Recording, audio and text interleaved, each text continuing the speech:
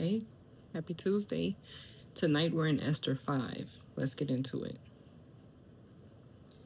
Now it happened on the third day that Esther put on her royal robes and stood in the inner court of the king's palace, across from the king's house, while the king sat on his royal throne in the royal house facing the entrance of the house. So it was, when the king saw Queen Esther standing in the court, that she found favor in his sight. And the king held out to Esther the golden scepter that was in his hand. Then Esther went near and touched the top of the scepter. And the king said to her, "What do you wish, Queen Esther? What is your request? It shall be given to you, up to half the kingdom." So Esther answered, "If it pleases the king, let the king and Haman come today to the banquet that I have prepared for him." Then the king said, "Bring Haman quickly, that he may do as Esther has said." So the king and Haman went to the banquet that Esther had prepared.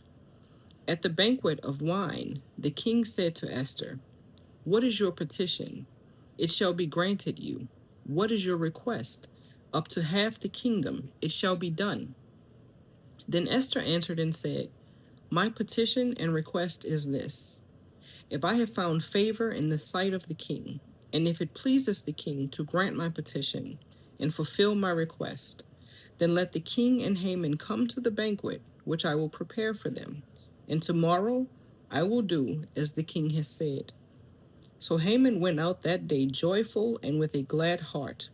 But when Haman saw Mordecai in the king's gate, and that he did not stand or tremble before him, he was filled with indignation against Mordecai. Nevertheless, Haman restrained himself and went home, and he sent and called for his friends and his wife Zeresh. Then Haman told them of his great riches, the multitude of his children, everything in which the king had promoted him, and how he had advanced him above the officials and servants of the king.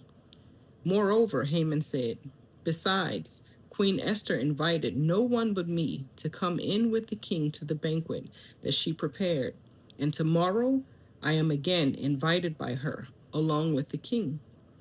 Yet all this avails me nothing, so long as I see Mordecai the Jew sitting at the king's gate."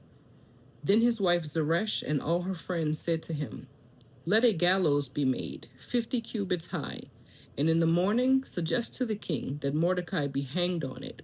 Then go merrily with the king to the banquet." And the thing pleased Haman, so he had the gallows made.